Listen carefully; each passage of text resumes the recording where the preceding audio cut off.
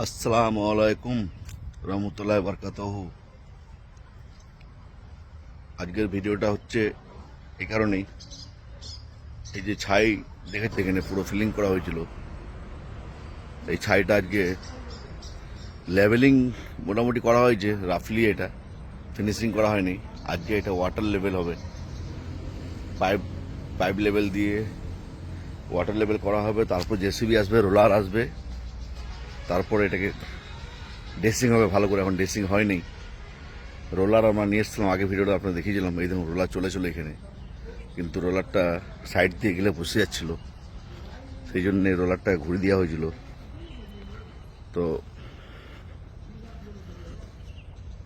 এই যে মেম্বারের তো ঢালাই তো সব হয়ে গেছে, সাইড খোলা যেতেই পারে এখন। তো যে মিস্ত্রি আমরা পেয়েছিলাম, মিস্ত্রি এখন অন্য জায়গায় কাজ ধরেছে,